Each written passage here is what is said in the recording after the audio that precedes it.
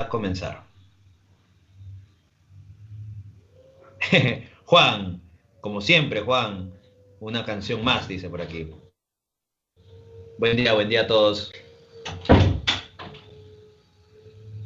Buen día, Maida, buen día. Ah, la canción, la última que se escuchó, Lucero, buen día. Sí, esta canción se llama Chiriguaira. Chiriguaira sería, en castellano, viento tibio, algo así se llama, sería, ¿no?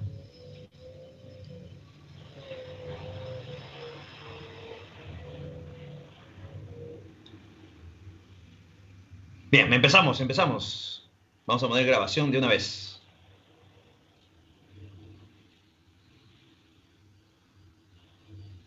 Bien, buen día a todos los que se están incorporando, buen día a todos los que se están incorporando en el curso de literatura. Quien les habla es el profesor Ramos. Vamos a hablar sobre el tema de la literatura peruana. Hablaremos sobre la etapa prehispánica, pero nos centraremos más en la literatura colonial. Dentro de la literatura colonial hablaremos sobre las crónicas, tanto de los comentarios reales como Nueva Crónica y Buen Gobierno, y hablaremos también sobre el teatro quechua colonial, sobre el Ollantay.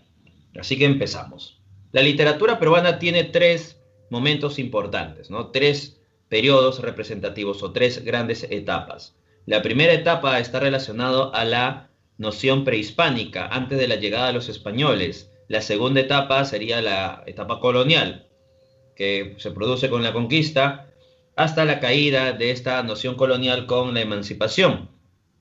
Y la tercera etapa sería la republicana. En la primera etapa, la etapa prehispánica, vamos a encontrar una literatura originaria, quiere decir una literatura que no tiene influencia extranjera, una literatura colectiva, no hay un autor en específico, sino a través de la colectividad, muchas de estas obras son anónimas, una literatura que no es escrita, sino una literatura que está vinculada a la oralidad, pasa de generación a generación. Una literatura que está vinculada a sus dioses, a la naturaleza, a la visión cosmogónica. Una literatura que muestra una noción clasista también, porque tenemos una literatura oficial con una literatura popular. Así que recuerda que encontramos esas nociones, ¿no? Una literatura oficial con una literatura popular. Con relación a la literatura popular, vamos a encontrar a los llamados arabicus. Lo estoy poniendo en los comentarios, ¿ya? Así que lo puedes leer ahí, ¿no? Los arabicus, ¿ya? ¿Qué son los arabicus? Son poetas del pueblo. Y ellos van a manifestar lo que se va a llamar el jarawi, ¿ya? Ahora, el jarawi, recuerda que es una composición poética, de canto, sentimental, ¿ya? El jarawi, composición sentimental, amorosa, son expresiones del jarawi, ¿no? Recuerda, el arabiku es un poeta, ¿ya? Y él va a tener la llamada composición poética llamada jarawi. Es como un subgénero de la literatura del género lírico, ¿ya? El jarawi. Cantos sentimentales, cantos amorosos, sentimentales en general. Del jarawi podemos encontrar otras expresiones. El haiji. En los comentarios lo estoy escribiendo, ¿eh? Para que puedas tenerlo, ¿ya? El haiji. El haiji es una composición de triunfo, de victoria. Ya recuerda eso, el haiji, composición triunfo, de victoria. También tenemos, por ejemplo, el aimorai. El aimorai es una expresión de canto vinculada a la tierra, sobre la siembra y la cosecha. A ver, volvemos entonces por aquí, nos están preguntando qué es el jarawi. El jarawi es un canto sentimental, que también está vinculado a un canto amoroso, ¿ya?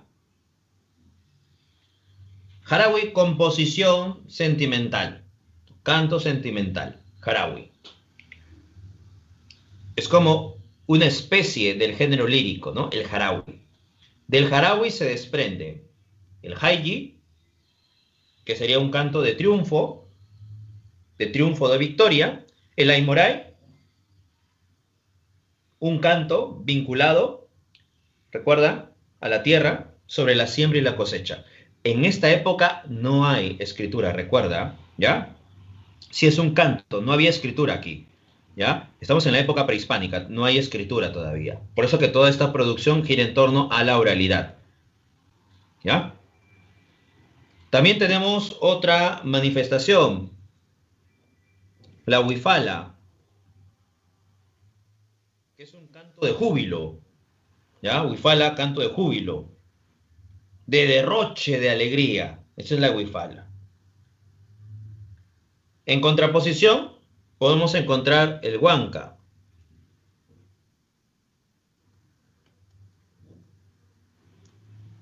¿Ya? El huanca es un canto triste, melancólico, elegíaco. Sí, todas esas expresiones estamos hablando de la época prehispánica. ¿Ya? Estamos hablando de la época prehispánica, antes de la llegada de los españoles. El jarawi, que es esta composición, esta manifestación, canto sentimental, es prehispánico. El hayji, el aimorai, el huifala o la huifala, el huanca son expresiones prehispánicas. Todas ellas vinculadas, recuerda, a la oralidad, ¿no? El hayji es un canto de triunfo, el aimorai es un canto vinculado a la tierra, recuerda la siembra, la cosecha. La huifala es un canto de júbilo, de alegría. El huanca es un canto melancólico, triste. Y tú dirás, profesor, el huanca es como la elegía, sí. Entonces se habla también sobre la muerte. Bueno, si se habla sobre la muerte, o sea, un canto vinculado al dolor por la muerte de alguien o de algo, sería el ayataki. ¿Ya? El ayataki.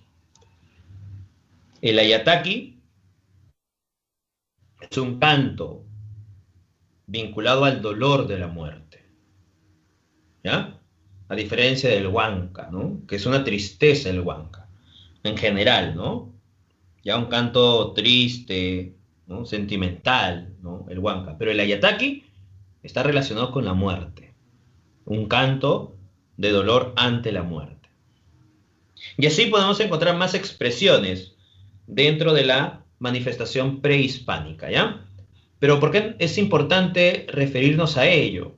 Sucede que en la época de la emancipación, Mariano Melgar, ¿ya? Mariano Melgar va a utilizar estas expresiones prehispánicas, específicamente el jarawi, ¿no? Que está vinculado a la noción de los sentimientos. Y lo va a desarrollar en el yarabí. Recuerda, Mariano Melgar, ¿no? Con el yarabí en la época de la emancipación, ¿ya? Así que cuando te mencione en algún momento, ¿no? Que Mariano Melgar utiliza el yarabí, que es una expresión vinculado a el jarawi con elementos españoles, ya sabes que es el jarawi, pues, ¿no? Que proviene de la literatura andina, ¿ya? De la literatura prehispánica, de la literatura popular. Es un canto sentimental el jarawi. Así que el jarawi es el antecedente del yarabí. Por eso que lo mencionamos ahora, ¿no? Para que tengas presente este punto. En la época prehispánica no solamente se produce obras líricas, también está vinculado a la épica, ¿no? Podemos encontrar mitos, leyendas, ¿no? Dentro de la épica en este periodo prehispánico. Pero esta literatura va a quebrarse con la llegada de los españoles. Antes de los españoles, la literatura giraba en torno a la oralidad. Con la llegada de los españoles, se instaura la escritura y una literatura con modelo español. En el periodo de la colonia, recuerda, en el producto de la conquista, hay una hegemonía de la literatura escrita y también de esta literatura, pero con elementos españoles, ¿ya? Profesor, ¿quiere decir que con la etapa colonial desaparece la literatura andina? No, no desaparece. Se vuelve clandestina en sí. O sea, se sigue produciendo, pero de forma clandestina. Porque ahora quien tiene el poder es España. Y por tanto, su literatura va a influenciar a estas tierras. Y esa literatura, con modelo español, va a estar presente en la época colonial. Sin embargo, vamos a encontrar que en esta etapa colonial va a estar marcada por la interrelación conflictiva de la herencia cultural andina con la occidental. Así que vamos a encontrar que muchos autores van a tener, ¿no?, estas nociones andinos españoles, ¿no? En algunos casos, algunos españoles, como por ejemplo los cronistas españoles, van a cuestionar, ¿no?, estas nociones andinas. Pero vamos a encontrar algunas obras mestizas donde prevalece elementos andinos. En algunos casos prevalecerá de pronto la religión cristiana. Y así vamos a encontrar entonces una disyuntiva, ¿no?, entre estas dos manifestaciones. ¿Ya? Así que en el periodo colonial vamos a encontrar esta interrelación conflictiva. Podemos recordar la obra Comentarios Reales, la obra Nueva Crónica y Buen Gobierno. Incluso el Ollantay, ¿no?, se muestra estas nociones. En el caso del Ollantay se muestra ya la herencia andina sí o sí, ¿no? Pero la estructura es española, pues, ¿no? Muy bien. Entonces recuerda que en la etapa colonial vamos a mencionar las características de las crónicas y luego hablaremos sobre el Ollantay. Luego viene la etapa republicana, y en esta etapa republicana recuerda que abarca desde el costumbrismo hasta la actualidad, ¿no? Recuerda que esto lo mencionamos también en un tiempo, ¿no? Dice, la etapa republicana al inicio tenía modelo español, luego fue adquiriendo otros modelos, franceses, alemanes, ¿no? Transculturación, sincretismo, heterogeneidad. ¿Qué quiere decir heterogeneidad? Que dentro de la literatura republicana vamos a encontrar una serie de manifestaciones, influencias. Esta literatura republicana, esta literatura peruana en la República es multilingüística, pluricultural. O sea, va a abarcar diferentes culturas, diferentes manifestaciones. Va a estar escrita en español, también en quechua, también en aymara, pero también va a producirse literatura oral. Entonces encontramos literatura escrita, literatura oral. Literatura escrita en diferentes idiomas y literatura oral también en diferentes idiomas. ¿Ya? Podemos encontrar una literatura puneña, una literatura arequipeña, una literatura amazónica o selvática, una literatura andina. Así que podemos encontrar una gama, ¿no?, de posibilidades dentro de la literatura peruana. Por eso es heterogénea, ¿ya? Muy bien. Eso es en la época republicana ya. Nosotros ahora nos centramos en la literatura colonial. Eso es lo que tenemos que tener en cuenta, la literatura colonial, ¿no? Vamos a hablar sobre las características de la crónica. ¿Qué elementos tiene? ¿Qué características son importantes en las crónicas? Primero, una mirada panorámica, ¿no? Vamos a hablar sobre, bueno, vamos a ver una noción cronológica, ¿ya? Miren, época prehispánica, ¿no?, antes de la llegada de los españoles. Con la llegada de los españoles se instaura ya este periodo muy intenso que sería la época colonial, siglo XVI, ¿no? Casi ya la tercera, cuarta etapa del siglo XVI. Se desarrolla la conquista. Van a aparecer las primeras manifestaciones de la época colonial a través de las crónicas, ¿no? Estas primeras crónicas van a ser incipientes. No van a tener un estilo poético, un estilo literario, propiamente dicho, ¿no? Luego, ya en el siglo XVII, inicio del siglo XVII, van a aparecer dos grandes crónicas: los Comentarios Reales de los Incas del Inca Garcilaso de la Vega y Nueva Crónica y Buen Gobierno de Felipe Guamampoma de Ayala, ¿no? Estamos en inicio del siglo XVII, ¿ya? Se está viviendo en España, recuerda, la Edad de Oro, la época renacentista, la época del Barroco. Y justamente en el siglo XVII en el teatro quechua. Así que el barroco va a influenciar en el teatro quechua colonial, que tenía como finalidad evangelizar. Sin embargo, aparece el Ollantay. Luego de ello, vamos a encontrar que España está viviendo una etapa neoclásica, afrancesada. Y estas tierras, que sería su colonia, también va a llegar esta noción afrancesada, esta visión neoclásica. Vamos a tener una educación humanista, producto también de esta influencia del neoclasicismo y la ilustración, pero a su vez, eso en el siglo XVIII, pero a su vez, ¿qué sucede? Producto de las influencias de la ilustración y de la noción neoclásica, aparecerá este periodo en transición llamado la emancipación. ¿Qué busca la emancipación? ¿Liberarse de qué? De España, ya no ser más una colonia. Así que la época de la emancipación, o este tránsito entre la colonia y la república, se desarrolla a fines del siglo XVIII hasta inicio del siglo XIX. La emancipación, el quiebre con el pensamiento colonial, porque recuerda, los autores de la emancipación lo que buscan es la libertad. Y se instaura la república, pues no. Cuando se instaura la república ya sería la tercera etapa que hemos señalado en la anterior diapositiva. Bien, vamos a hablar entonces de estas primeras manifestaciones de la literatura de la colonia, ¿no? Que sería las crónicas.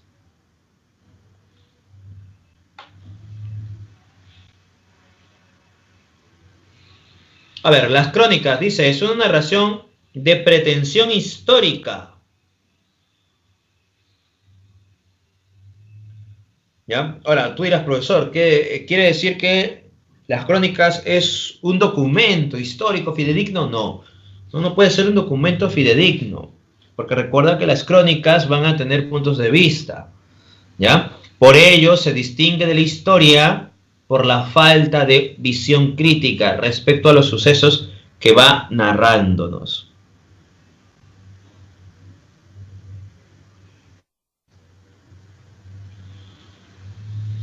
Entonces recuerda, ya tiene o pretende, ¿no?, un componente histórico, pero no lo consigue, ¿no? Bien, ¿qué más te dice? Generalmente escrita por un testigo de los hechos. Generalmente escrita por un testigo de los hechos. Estas crónicas tenían una finalidad, y ese objetivo era informar al rey de lo que estaba aconteciendo en estas tierras. ¿Ya? Así que inicialmente estas crónicas tenían esa finalidad, ¿no? Ese objetivo. ¿Cuál es?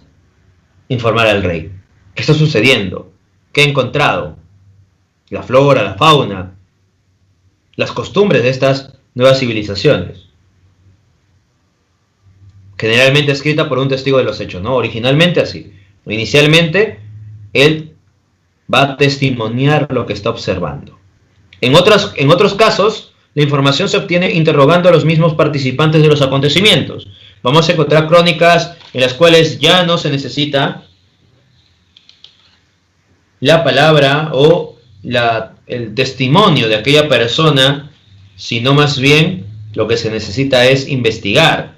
Así que se empieza a preguntar, ¿no?, sobre algunos acontecimientos.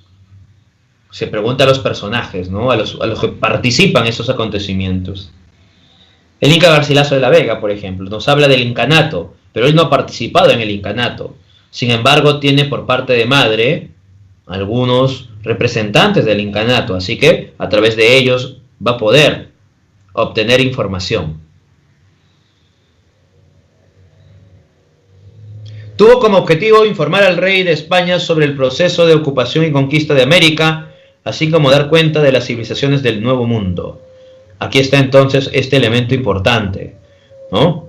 Al inicio se buscó informar al rey. Al inicio, ¿no? ¿Recuerda? ¿Ya? Luego vamos a encontrar ya un sentido más narrativo, ¿no?, más literario.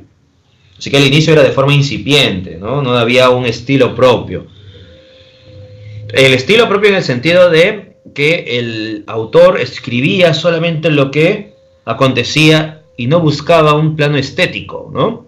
Luego vamos a encontrar que las crónicas van a tener sus propios estilos, Algunos autores de pronto utilizarán imágenes, recuerda, Guamampoma de Ayala utiliza imágenes para poder describir los abusos que están cometiendo los españoles. ¿Ya? Bien, es una versión directa más o menos apasionada de los hechos y marcada por el estilo y la personalidad de su autor.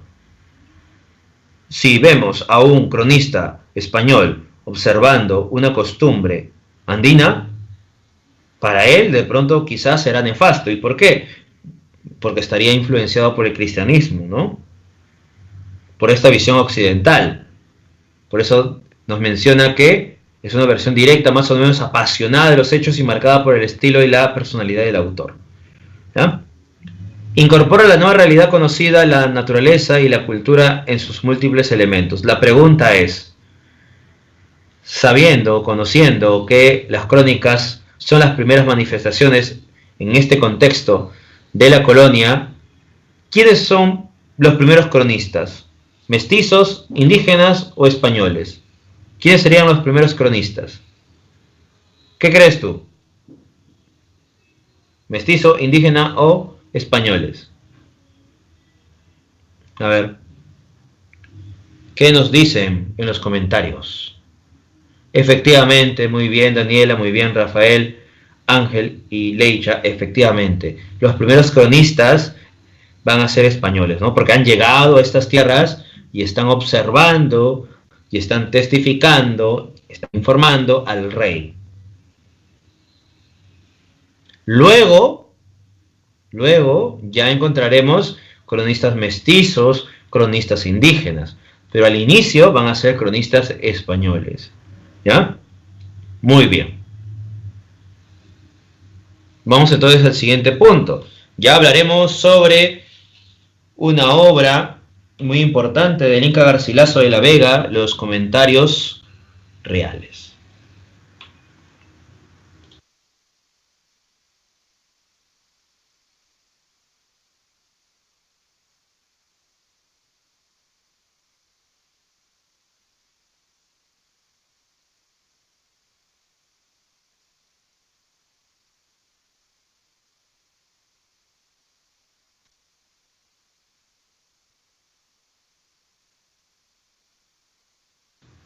Recuerda que uno de los cronistas españoles famosos es Cieza de León. Cieza de León recuerda con su obra Crónicas de los Incas, ¿no?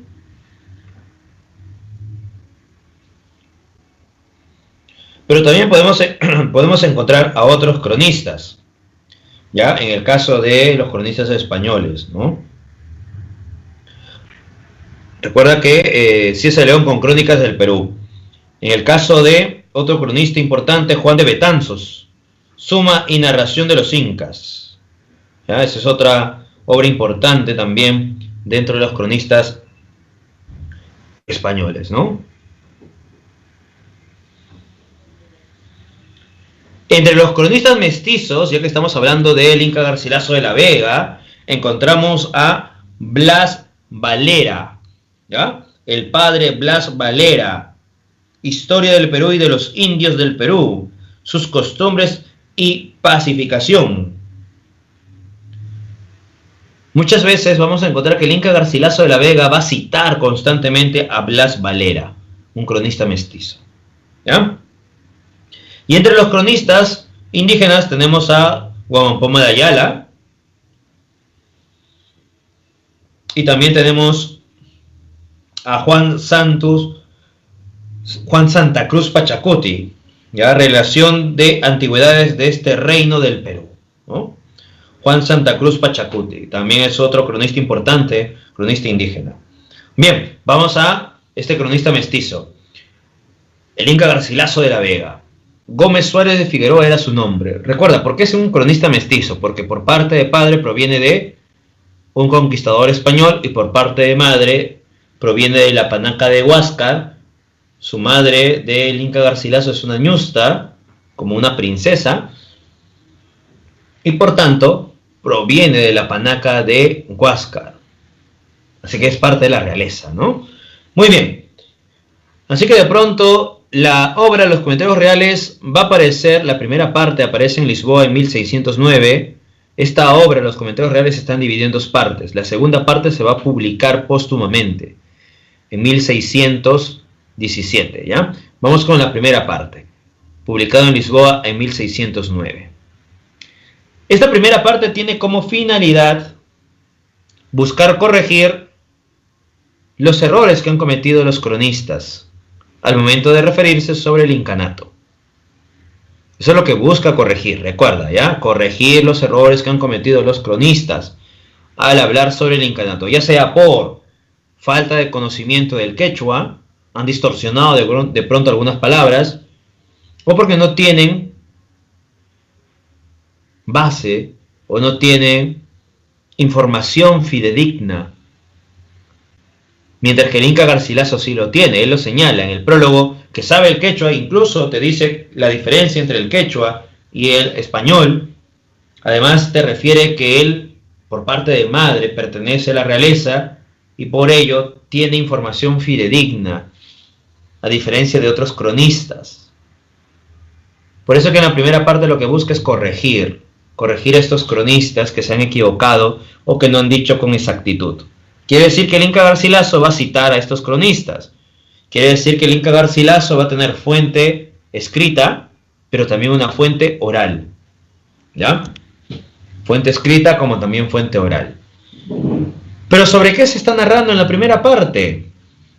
Se narra sobre el origen de los incas, su religión, su organización, el gobierno de paz y de guerra, hasta la llegada de los españoles. Quiere decir que la primera parte de los Comentarios Reales vamos a encontrar una noción vinculado a ¿qué? A este elemento renacentista. Va a tener una visión enciclopédica, un lenguaje equilibrado, ¿ya? Ese es el estilo, ¿no?, del Inca Garcilaso, un lenguaje equilibrado, ¿no?,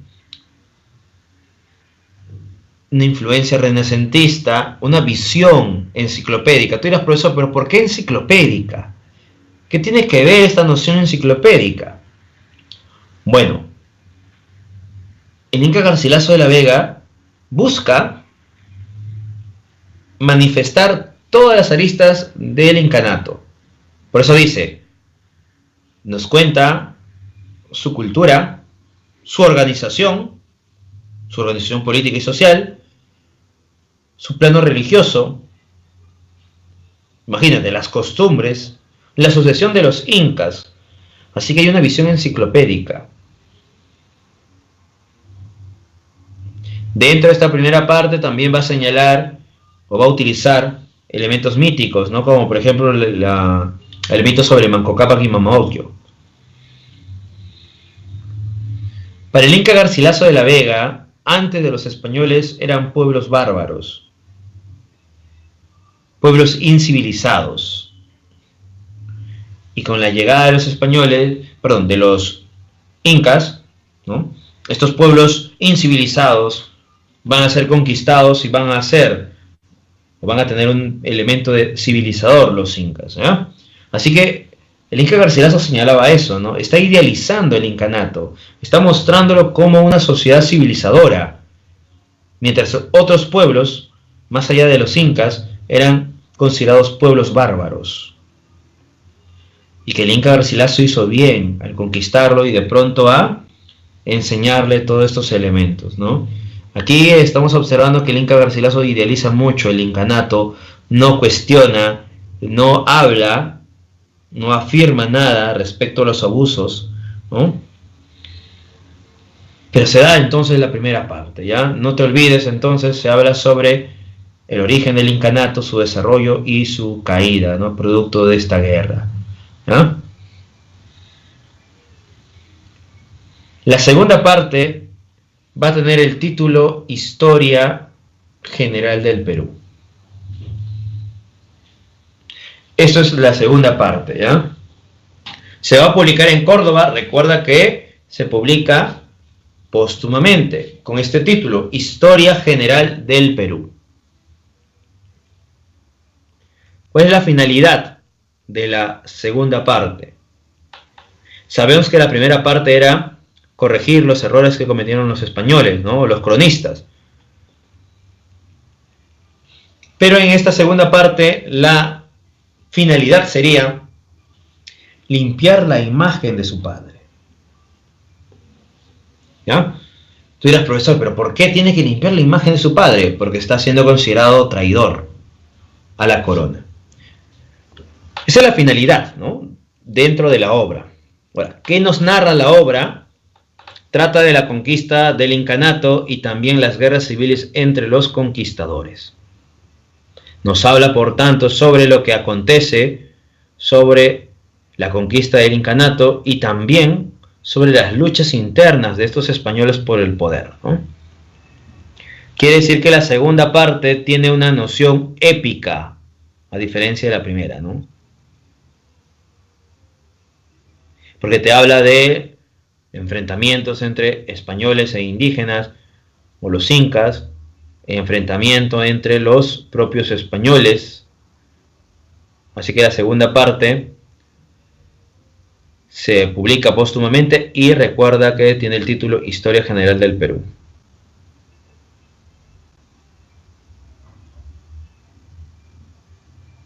Muy bien. Recuerda también que idealiza mucho el incanato y omite mucha información respecto a los abusos que están cometiendo los españoles con los indígenas, ¿no?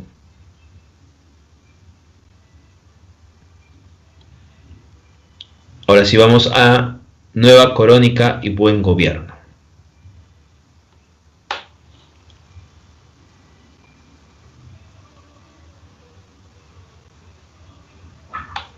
Con relación a Nueva Crónica y Buen Gobierno de Huamampoma de Ayala, este manuscrito data a inicio del siglo XVII.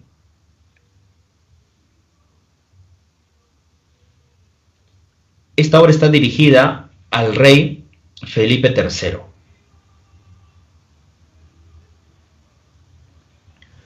Es una obra de denuncia. Huamampoma de Ayala entonces escribe y dibuja esta obra para llevárselo al rey Felipe III. Desgraciadamente no tenemos información de que este rey lo haya leído, pero esta obra se pierde. Muchos señalan, ¿no?, a Huamampoma de Ayala con su obra, pero no se sabe qué contenía en cierta medida esta obra. Pasan años y años, siglos, ¿no? Y un día de pronto, cuando Richard Piesman está investigando sobre otro punto, descubre este manuscrito, el manuscrito de Huamampoma de Ayala. Imagínate, lo descubre recién en 1908. Casi 3 siglos se había perdido, durante esos 3 siglos se había perdido las crónicas y no se sabe cómo llegó en esta biblioteca de Dinamarca.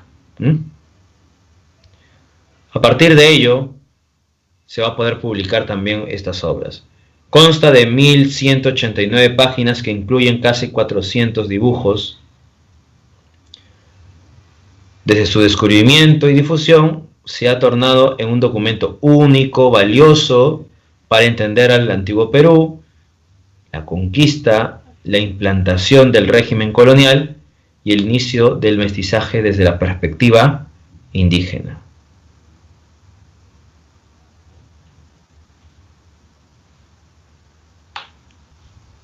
Algunas características importantes de esta obra. Recuerda que en Nueva Crónica y Buen Gobierno se va a utilizar el latín, el aymara, el quechua, el español. Ahí te das cuenta que la escritura de Huamampoma de Ayala no va a ser tan fácil, pero no quiere decir que Huamampoma de Ayala sea un autor del barroco. Ya no se puede decir eso, ¿no? Más bien que su lenguaje, o sea, las lenguas que está utilizando, generarían que la ortografía y la sintaxis se distorsione del español, porque está bien marcada por la lengua quechua.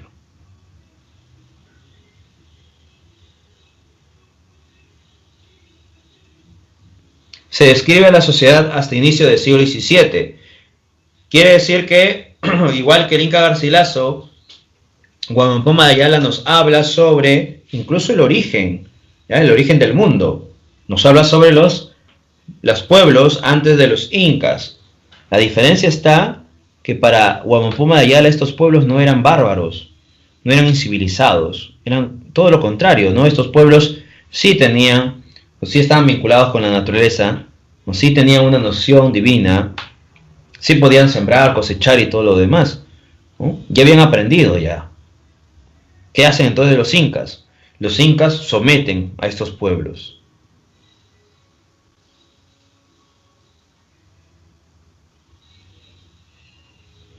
Ahora, con relación a este autor y su estilo, sucede que Huamampoma de Ayala no es un autor que tiene elementos barroquistas, pero tampoco podemos decir que tenga un estilo propiamente renacentista. Sin embargo, ¿no? Sí podemos detallar en el sentido de que Huamampoma de Ayala busca transmitir los acontecimientos desde otra perspectiva, ¿no? Al utilizar imágenes. Es un autor que no tiene un estilo en particular, un estilo ni renacentista ni barroquista. Porque recuerda que a diferencia del Inca Garcilaso de la Vega, Huamampoma de Ayala está aprendiendo el castellano o el español. Su lengua materna, recuerda que sería o bien el quechua o el aymara, y está aprendiendo el español, ¿no? Está siendo adoctrinado. Por eso que puede escribir en español y en latín, ¿no? En parte.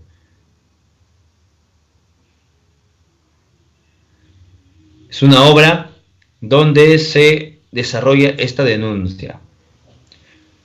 Hay un lenguaje iconográfico, eso sería un estilo, un lenguaje iconográfico, y a través de estas imágenes sí podríamos decir de pronto que se nutre de algunos elementos renacentistas, ¿no? Con las imágenes, ¿no? Pero emplea diferentes lenguas, eso sí. Ya, emplea diferentes lenguas. No solamente el castellano y el quechua, también emplea el latín y el aymara, solamente que destaca más la ortografía y la sintaxis en quechua. ¿Ya? Por ejemplo, en el quechua hay algunas consonantes que no se utilizan, algunas vocales que no se utilizan en el quechua, o mejor dicho, no existen algunas vocales en el quechua, ¿no? Entonces, él, al momento de escribir, puede omitir esas vocales que para el castellano o para el español sí se da, ¿no? Pero de pronto él omite en algunas circunstancias, ¿no? Lo mismo pasa con las consonantes, ¿no? Hay algunas consonantes que son vinculados a el quechua y no están vinculados necesariamente al español, o viceversa, ¿no? Sí, emplea diversas lenguas, recuerda, emplea diversas lenguas, pero prevalece la sintaxis quechua. Prevalece la sintaxis quechua. ¿Por qué prevalece la sintaxis quechua? Porque esa es su lengua materna.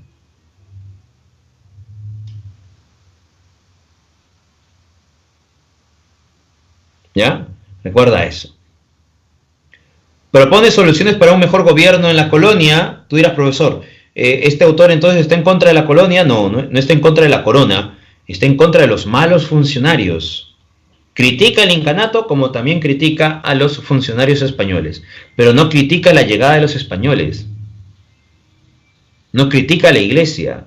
O sea, la iglesia en ese sentido, ¿no? Pero sí a los funcionarios dentro de la iglesia. No critica a la corona, pero sí a los funcionarios de España, ¿ya? Pese a ser adoctrinado, todavía aflora su cosmovisión. El autor va a utilizar, como bien aquí lo puedes observar en la imagen, utiliza una especie de título grande, ¿no? Corregidor de Minas, ¿cómo lo castiga? ¿No? Bien, aquí observas entonces estas palabras, luego dice algunas pequeñas palabras, ¿no? En una letra menor, ¿no? Y luego la imagen. Si no comprendes en cierta medida las palabras, las imágenes van a poder ayudarte. Vas a poder captar mejor el mensaje que quiere transmitir. Por eso que en el prólogo, cuando va a ser dirigido al rey Felipe III, le dice, si le es difícil leer, he utilizado la imagen para que pueda representar o reflejar lo que deseo contarle.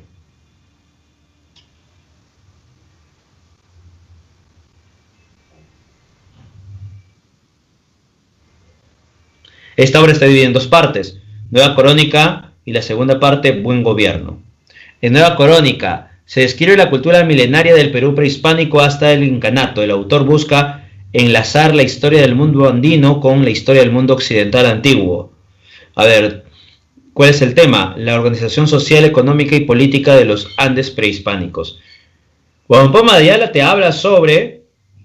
Recuerda, te habla sobre el mundo, la cosmovisión, cómo se crea el mundo, los primeros hombres, los pueblos antes de los incas, ¿ya? Y estos pueblos no son incivilizados, son pueblos que sí están civilizados, y los incas invaden estos pueblos, critica y cuestiona a los incas desde la visión religiosa porque son pecadores, ¿no? Está a favor de la llegada de los españoles porque gracias a la llegada de los españoles trae consigo el cristianismo para salvar a estas personas de la inmoralidad, ¿no? Pero critica y cuestiona a los funcionarios. Eso se ve en Buen Gobierno, ¿no? En la segunda parte, ¿ya? Por acá nos dice algo así como un cómic en el lenguaje iconográfico. Podría ser, ¿no? Recuerda, aquí, una vez más, la imagen, mira. El primer mundo, Adán y Eva. ¿Qué sucede? Ha puesto esto como título, ¿no? El primer mundo, Adán y Eva. Y luego da un dibujo. Pero este dibujo, ¿te das cuenta de algo? ¿Qué en particular ves en este dibujo?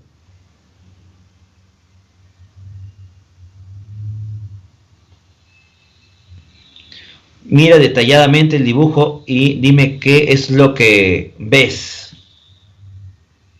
¿Qué puede sorprenderte? Recuerda el título, El primer mundo, Adán y Eva. Pero ¿qué puedes encontrar aquí? ¿Qué hay? Por acá nos dice el profesor, el sol y la luna. ¿Y por qué de pronto estás resaltando el sol y la luna? ¿Por qué? ¿Por qué? Por acá también dice, Adán tiene una herramienta, profesor, ¿ya? Claro, muy bien, Teresa, por mencionar el sol y la luna y también la herramienta, muy bien. También Leisa por mencionar, profesor, los dioses. Ana también nos dice, profesor, el dios Inca, el sol. Ahí te das cuenta, mira, Adán y Eva son dos personajes vinculados a la noción cristiana. Son dos personajes icónicos de la cultura judeocristiana, ¿sí o no? Que te hablan sobre el origen de estas personas y por tanto la población, ¿no? A partir de Adán y Eva, que son los primeros hombres. A ver, está la noción cristiana presente, pero... ¿Ya? Pero ¿qué sucede? Sucede que de pronto sobresale. ¿Sobresale qué? La cosmovisión andina. Por acá nos dice, profesor, Nueva Crónica es escrito por Garcilaso y Buen Gobierno por Wamampoma. No. Recuerda, Nueva Crónica y Buen Gobierno es una sola. Esta obra está dividida en dos partes. Por eso se le llama así, Nueva Crónica y Buen Gobierno. En Nueva Crónica, Wamampoma de Ayala, ¿qué hace? Nos habla desde una cosmovisión andina, nos habla sobre el origen del mundo, nos habla sobre, ¿ya?, las nociones de los pobladores del primer mundo. Recuerda, los primeros pobladores, nos habla sobre estos pueblos antes de los incas, nos habla cómo los incas invaden a estos pueblos, y en Buen Gobierno ya nos habla sobre los españoles, y critica y cuestiona, ¿ya? Así que Nueva Crónica es la primera parte del libro de Wamampoma de Ayala. La segunda parte, Buen Gobierno, tiene otro matiz. Ahora tú dices, profesor, entonces el Inca Garcilaso y Wamampoma de Ayala te hablan sobre el incanato. Sí. Ambos te hablan también sobre esta pugna entre los españoles. Sí. Pero desde diferentes puntos de vista. Porque recuerda, el Inca Garcilaso señala que antes de los incas eran pueblos bárbaros. Wamampoma de Ayala te dice, no son pueblos bárbaros, son pueblos civilizados. Lo que sucede es que los incas han invadido estos pueblos, han sometido a estos pueblos. Y estos pueblos han seguido siendo sometidos en el incanato. Por eso que la llegada de los españoles se veía como fructífera, porque liberará a estos pueblos oprimidos por los españoles. Sin embargo, ¿qué hacen los españoles? Logra vencer a los incas y siguen oprimiendo a estos pueblos, ¿no? Por aquí nos dice Teresita, nos dice, profesor, ¿puede haber sincretismo en la imagen? Sí, efectivamente, hay un sincretismo. ¿Y por qué hay un sincretismo? Porque estamos observando elementos andinos con referencias cristianas. Imagínate, ¿no? Adán con esta herramienta andina, el sol y la luna, ¿no? Los dioses andinos. Estamos observando también esta cuatripartición, recuerda, ¿no? La cuatripartición, que es un elemento andino, ¿ya? La dualidad cuatripartita, ¿no? La dualidad, por ejemplo, sol y luna, mujer y hombre, ¿no? Dualidades cuatripartita porque se puede dividir en 4 partes, ¿ya? Recuerda el Tahuantinsuyo, una representación cuatripartita. ¿Qué es sincretismo? Es asimilación. Sincretismo es asimilar otras nociones, otras culturas. ¿Ya? Sincretismo, asimilación, ¿no? Dos culturas empiezan a asimilarse, ¿no? En este caso la noción andina con la noción europea empieza a unirse. Sincretismo, ¿ya?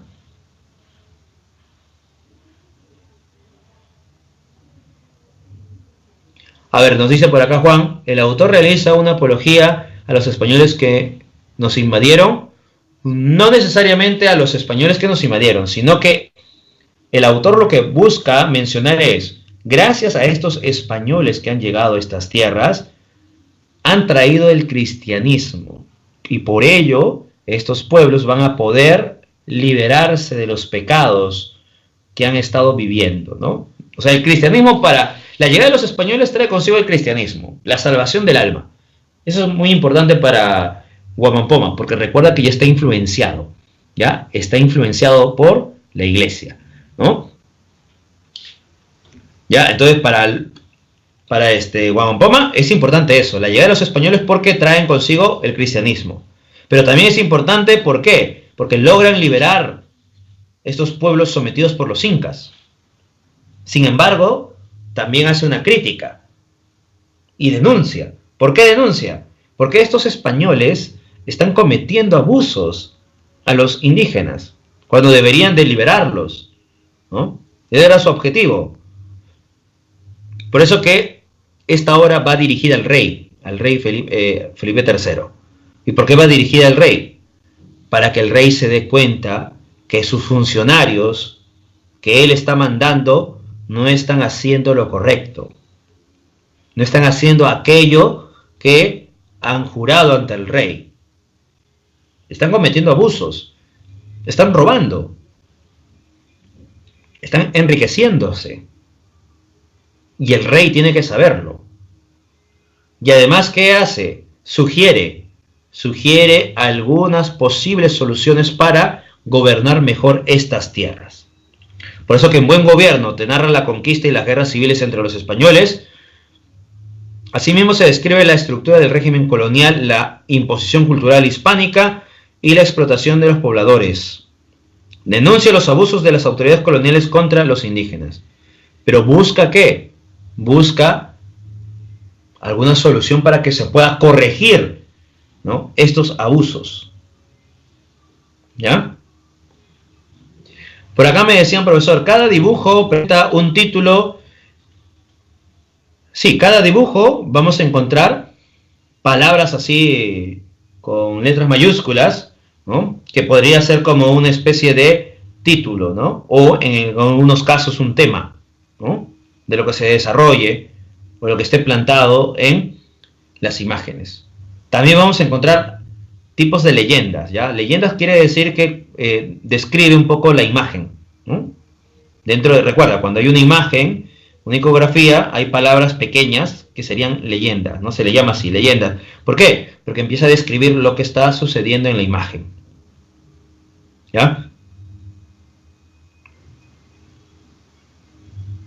A ver, ¿qué más? Por aquí alguna pregunta. Ya respondí sobre el sincretismo. De ahí, sobre el título también. Sobre la invasión, sí. Ya está todo entonces, ya está todo. Todas las preguntas que estaban en los comentarios ya se ha logrado responder. Entonces ya tenemos estas características de nueva corónica y buen gobierno. Y lo podemos diferenciar con la obra de los comentarios reales del Inca Garcilaso de la Vega, ¿no? Ya tenemos las dos visiones, la visión mestiza y la visión indígena. Recuerda, el Inca Garcilaso idealiza mucho el incanato y no te habla sobre los abusos que cometen los españoles hacia los indígenas, mientras que Guamampoma de Ayala critica el incanato y sí muestra los abusos que están cometiendo los españoles. ¿Ya? Ahí te das cuenta, dos versiones de los mismos acontecimientos, ¿no? Muy bien. Dicho esto, vamos entonces al teatro quechua colonial. El teatro quechua colonial. Originalmente recuerda que este teatro servía ¿para qué? Para adoctrinar. ¿Ya? Vamos a encontrar a su vez que los pueblos indígenas siguen cultivando su tradición oral. Pero también esta tradición oral va a ser incorporado elementos de la cultura dominante, que sería la cultura occidental. Quiere decir que hay un sincretismo aquí también, lo que estábamos mencionando por aquí, ¿no? Con Guamampoma de Ayala. El teatro quechua colonial es otra manifestación del sincretismo, porque va a combinar elementos andinos con expresiones, con elementos españoles. Por eso dice, ¿no? En esta perspectiva, el fenómeno más interesante es el teatro quechua colonial.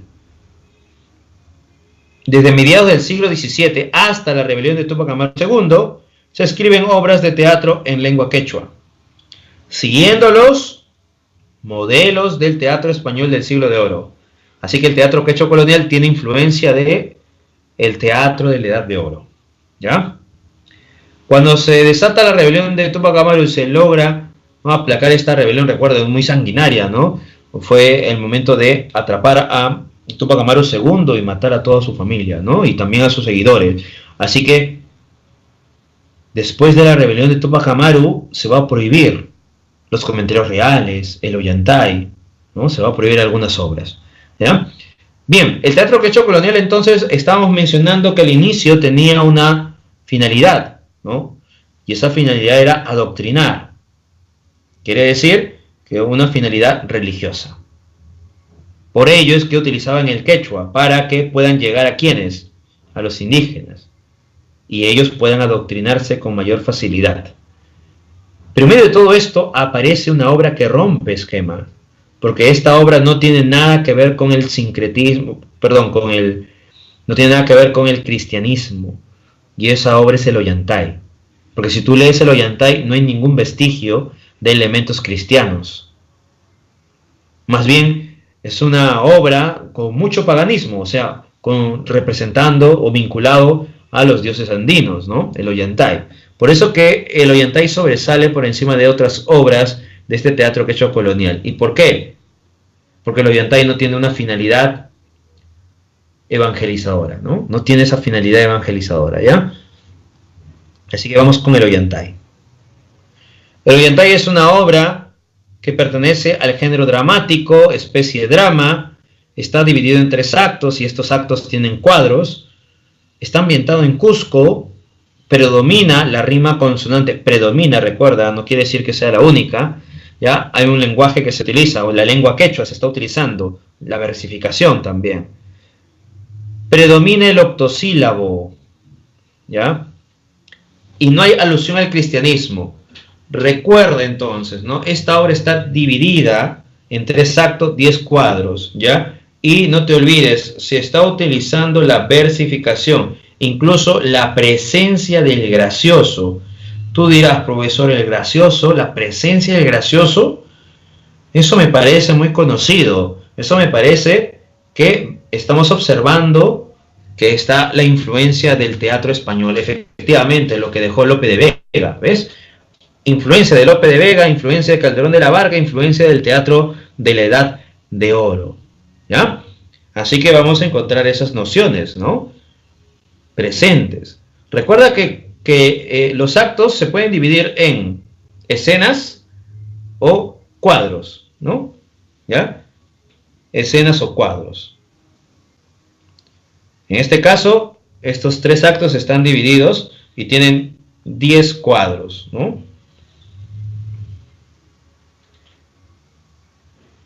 Recuerda que los cuadros son las partes mínimas, ¿no?, de los actos.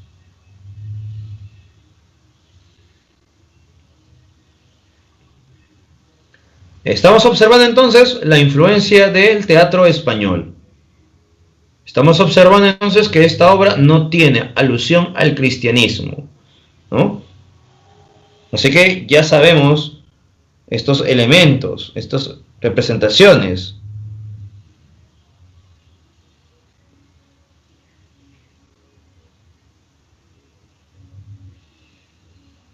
Así que recuerda, son 10 cuadros, ¿no? 3 actos representados en 10 cuadros.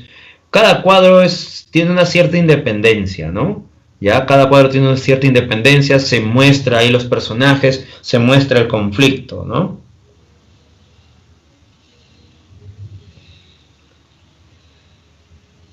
Bien, vamos con la obra. Vamos a detallar, bueno, vamos a hacer un pequeño resumen del Ollantay, ¿no? A ver, primero estos puntos. El manuscrito más antiguo del Ollantay está en 1770. ¿Por quién? Por Antonio Valdés. Recuerda, Antonio Valdés es un copista, no es el autor. Se creía que era el autor del Ollantay, pero luego con la investigación se da cuenta que es un simple copista. Ya es un copista, el autor Antonio Valdés. Pero es el manuscrito más antiguo que tenemos del Ollantay, 1770.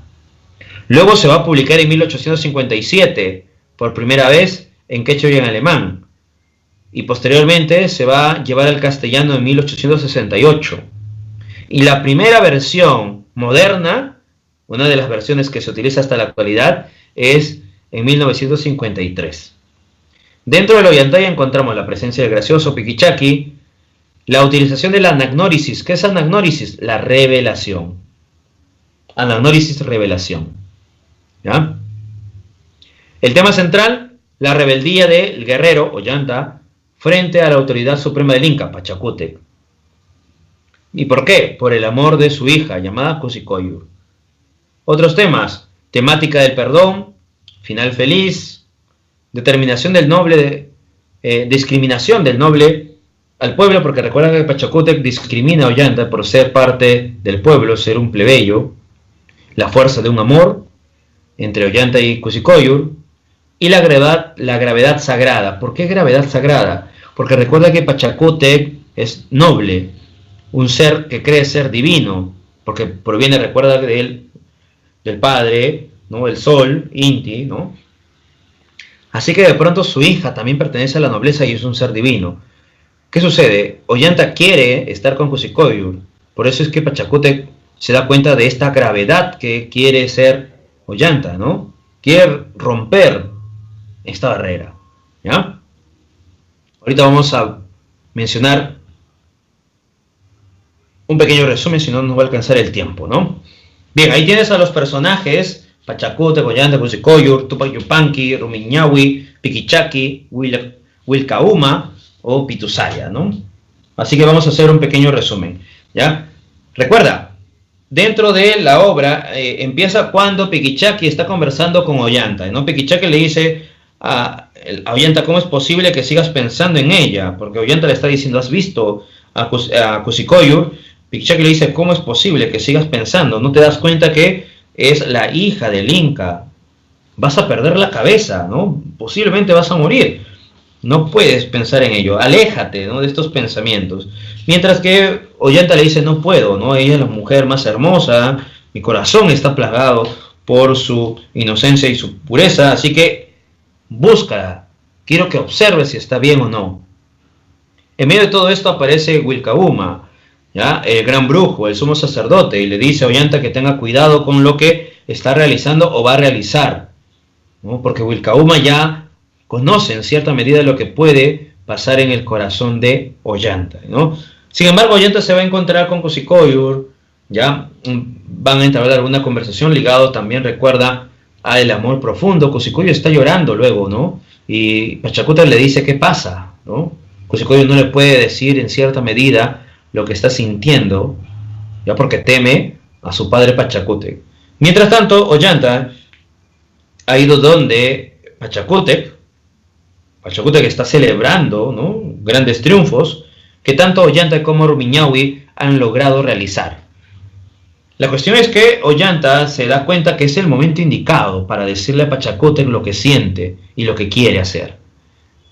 Ollanta va donde Pachacútec le dice: dime, ¿qué es lo que quieres? No te preocupes, dilo en confianza, ¿no? Y Ollanta le dice, pues, ¿no?, quiero casarme con su hija. Pachacútec le mira de pies a cabeza y le dice: ¿tú estás loco? ¿Estás hablando bien? ¿Has perdido el juicio? ¿No te das cuenta quién eres? Estás mirando muy alto. Date cuenta, eres un plebeyo. Pachacútec le está humillando a Ollanta. Así que Ollanta, al momento de recibir esta humillación y no aceptación de lo que está diciendo, pues bien, Ollanta le dice: si es así, entonces mátame. Y Pachacútec le dice: ¿qué? ¿Me estás mandando? Yo soy el que dispone si vives o mueres. Así que márchate, le dice.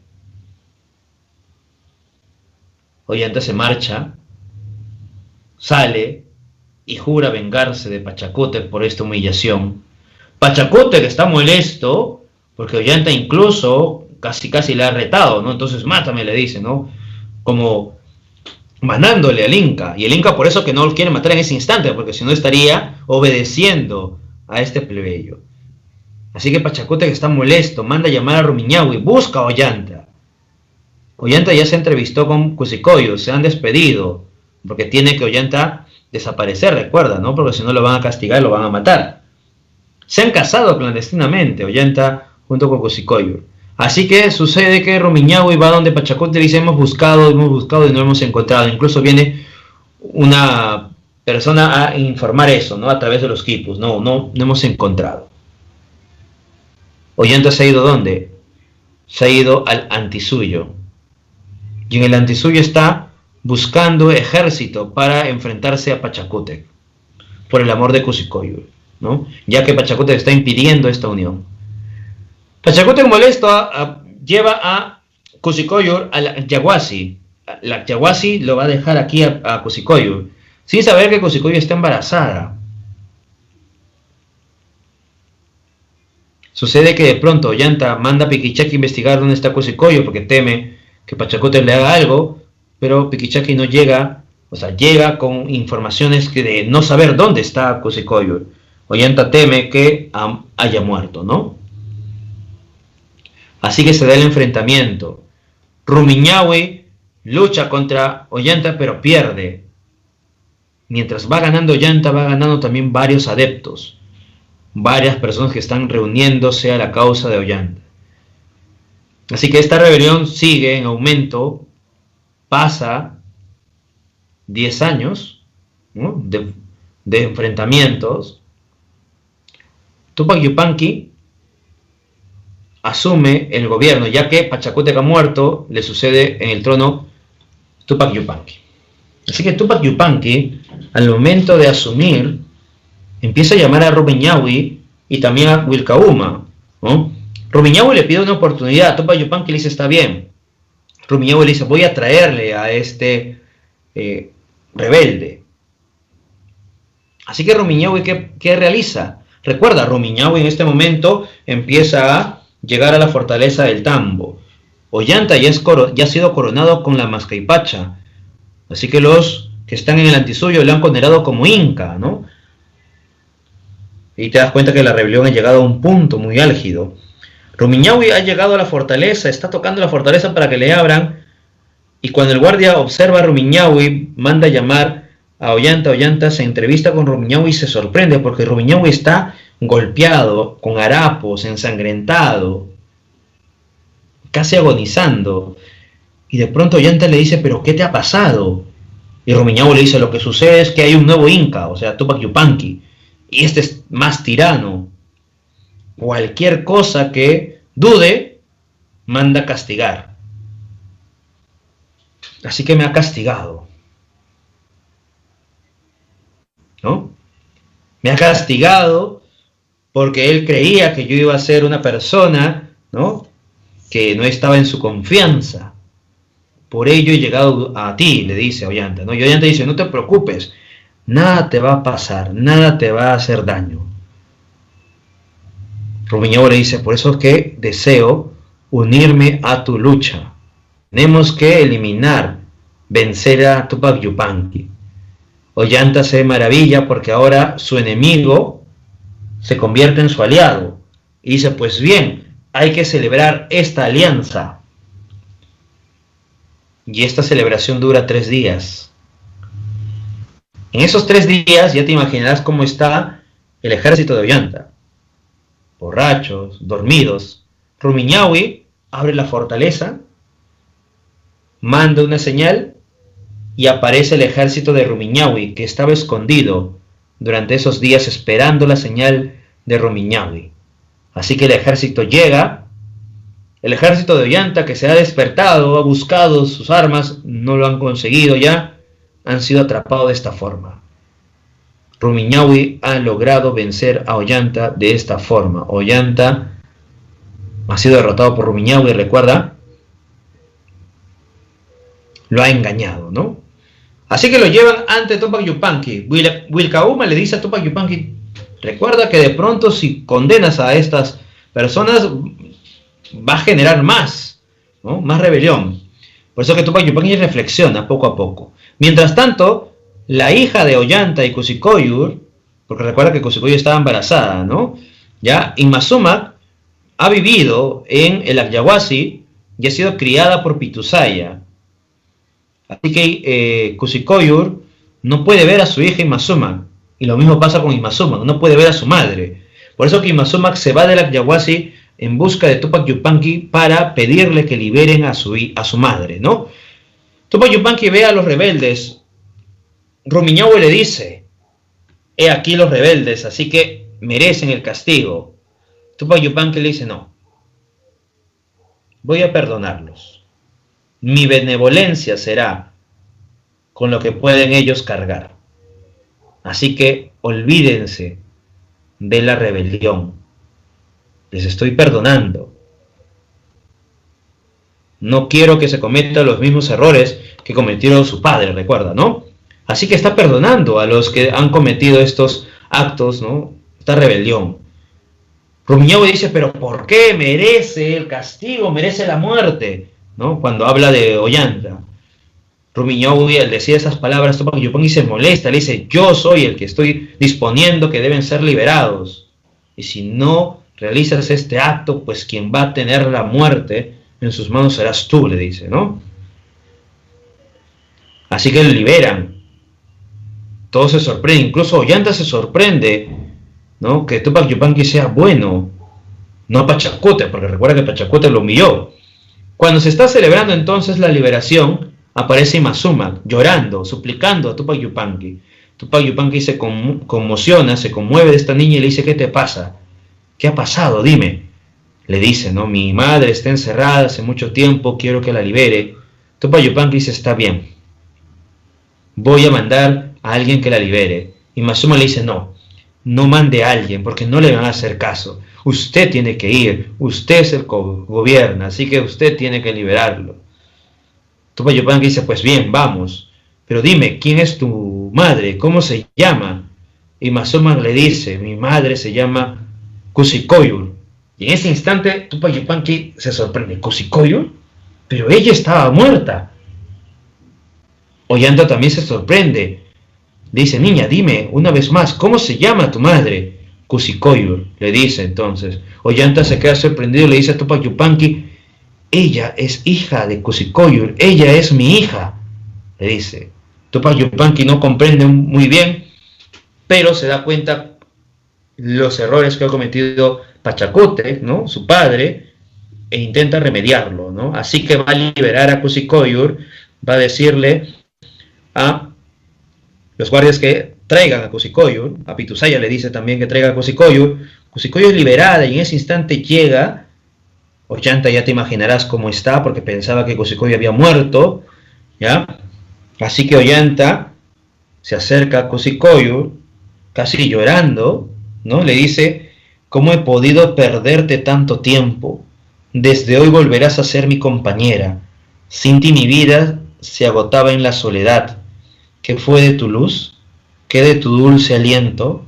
¿Qué de todo lo que hizo la más preciada flor del imperio? Kusicoyo le responde, ¿no?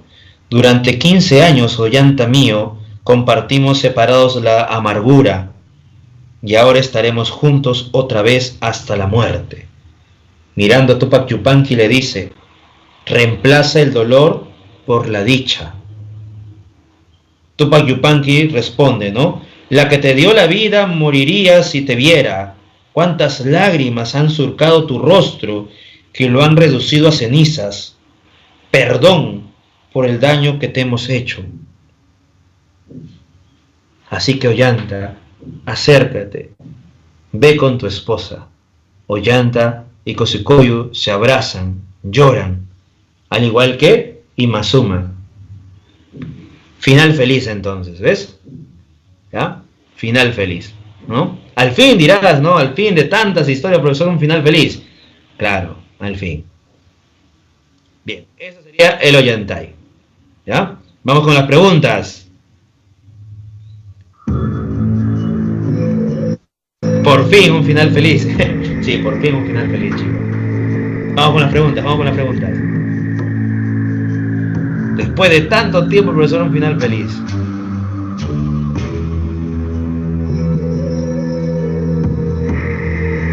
A ver, pregunta número 1. Vamos, que tenemos todavía tiempo. ¿Cuáles serán las intenciones final o finalidades de las crónicas? Hay un sonido, a ver. Vamos.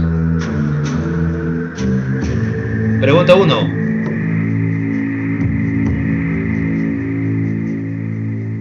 Respuesta. Recuerda, ¿cuáles son las finalidades? Claro, la finalidad, recuerda, ¿qué buscaba? Informar al rey, muy bien, ¿no? Muy bien, efectivamente.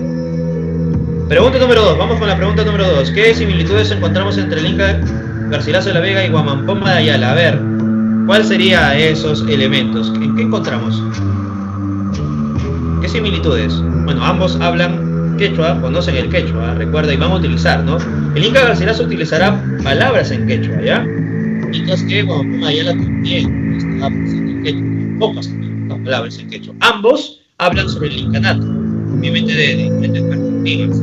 Ambos hablan sobre la lucha de los españoles. Muy bien, pregunta número 3. ¿Qué obra se prohíbe después de la rebelión de Número II? ¿Recuerdas? El oriental. El local. Miren. ¿Qué características tiene el oriental?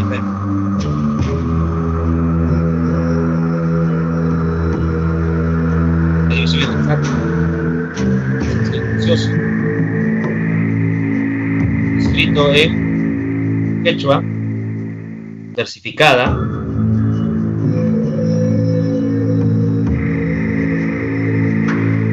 Claro, predomina del octosílabo, muy bien. Esas son las características que tiene el oyente. Recuerda, ¿no? Final feliz, recuerda, la temática del perdón. Pachacuti representa al poderoso autoritario. Yupanqui al poderoso magnánimo, bondadoso. ¿Ya? Vamos entonces con estas 3 preguntas que puedo hacer a dar examen punto. A ver, la pregunta número 5. La nueva crónica y buen gobierno de Huamampoma de Ayala tiene como objetivo principal. A ver, ¿cuál es el objetivo principal de la nueva crónica y buen gobierno? Muy bien, efectivamente, la denuncia, recuerda, denuncia las necesidades que constituyen los españoles. La 6. La primera parte de los puntos reales de los incas se narra. ¿Qué se narra en la primera parte de los puntos reales? Vamos. ¿Qué se narra? Exacto, muy bien, el origen de los incas y sus costumbres. Vamos a la pregunta 7. ¿Qué son los jarawis incaicos? ¿Recuerdas qué son los jarawis? Hable. Los civiles, los religiosos y los épicos eran poemas líricos, recuerda la lírica, demonios, efectivamente la respuesta sería la D, la D. Vamos a ver esto último, ¿ya? Eso ya te puedes ir a dar tu examen. ¿Verdadero o falso? Mira, la literatura peruana es pluricultural porque contiene textos de carácter oral y escrito. Sí. Hoy se siguen produciendo obras escritas orales y orales en quechua. ¿Sí o no? Sí. Durante la colonia se abre la modernidad europea y norteamericana. Falso. La primera verdadera, la segunda verdadera, la tercera falsa, la cuarta que te dice está marcada por entre el mundo y el occidental. La respuesta que sería la A. Muy bien, ahora sí. Puedes decir frente al examen. Vamos. A ver si le puedes ganar a Rumiñahui. Ahora que Rumiñahui es eso.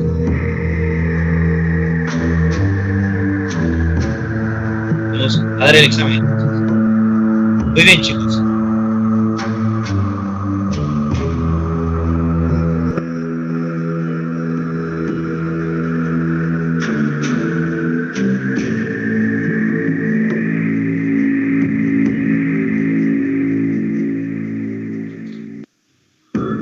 ¿Qué tal les estará yendo en el examen? A ver.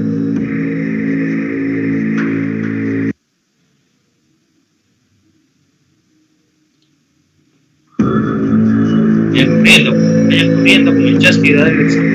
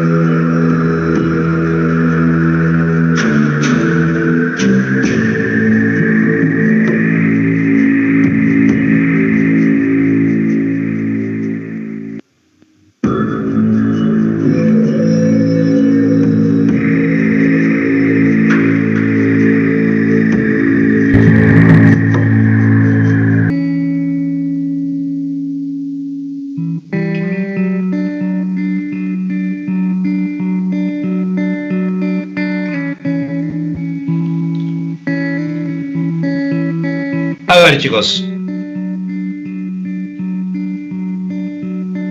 Recomendaciones para el fin de semana. Tenemos en poesía Si me quitaran totalmente todo, de Alejandro Romualdo, es un poeta de la generación del 50. Y también tienes este cuento de Carlota Carvalho llamado Osta y el Duende, ya que estamos hablando sobre la literatura andina. Es un cuento muy conocido, ¿ya? Espero que lo hayas escuchado en algún momento, y si no lo has escuchado, te recomiendo este cuento que lo leas. También lo puedes leer para tus hermanos menores. Bueno, tiene un final no tan bueno, o sea, no, es un final muy conmovedor, mejor dicho, ¿no? Un final muy conmovedor, un poco triste el final, pero te va a hacer pensar mucho, ¿ya? Esta historia, Osta y el Duende, ¿ya? Si no lo conoces la historia, te recomiendo, ¿no?, que lo leas, ¿ya? Por aquí, a ver, gracias a ti, Daniela, por tus palabras. Gracias, Teresita. Muy bien, 18-18. Gracias a ti, Marjorie. 18-18, muy bien. Gracias a ti, María. Gracias por tus palabras. Al igual, Valeria, gracias. Gracias, Ángel. 12-18, no te preocupes, Ángel. Gracias, José Carlos.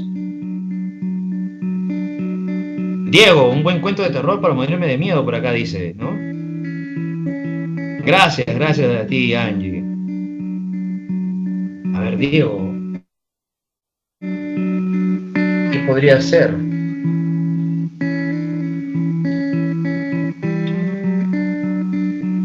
Puede ser de pronto El vampiro de Polidori. Diego, lee El vampiro de Polidori. Busca así, El vampiro de Polidori PDF, y vas a encontrar. Juan, ¿qué pasó? ¿Cómo que ya fue? Gracias a ti, Rafael. Gracias por tus palabras. Nos vemos también. Cuídate también, Lucía. Gracias.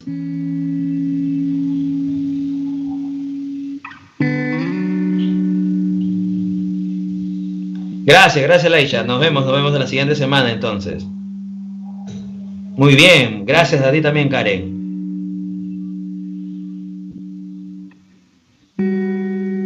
Nos despedimos entonces. Nos quedan unos minutos más.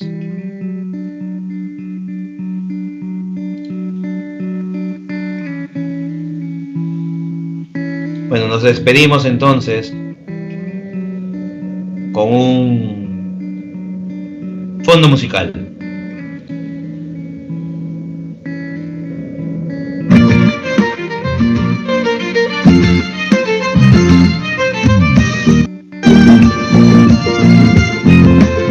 Ahora, si hablamos de literatura, de música andina, no podemos irnos sin un grupo muy importante de la literatura política, la acción.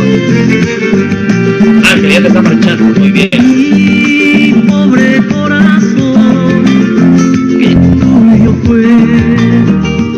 Dime, Juan, la consulta, escribe, no te preocupes. Mucho lo hiciste sufrir, no quieres saber.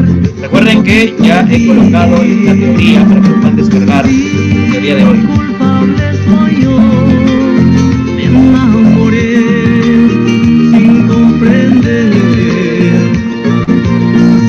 Juan Joel, tenías una consulta, no te preocupes, puedes estar escribiendo. Juan Carlos, gracias a ti también, saludos, nos vemos. ¿Tienes alguna consulta? Gracias a ti, Lucero, también. Nunca más volveré. Mi corazón es herido, no quieres saber. Muy bien, 18. Un poquito de ti. Hoy me iré, me alejaré. Exacto, antología, muy bien. A ver.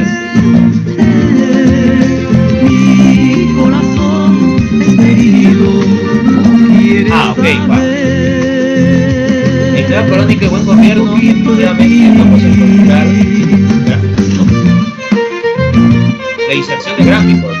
No hay un estilo renacentista muy bien plasmado en la crónica. Más bien vamos a encontrar más de Garcilaso.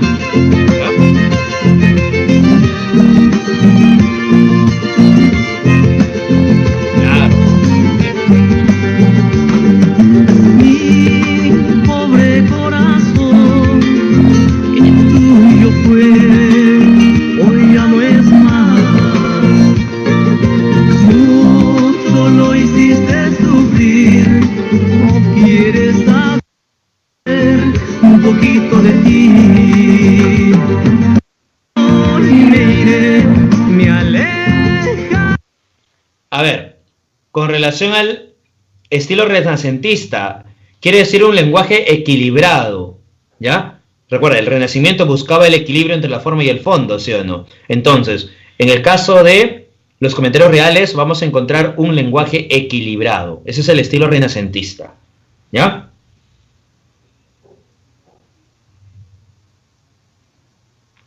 Recuerda eso.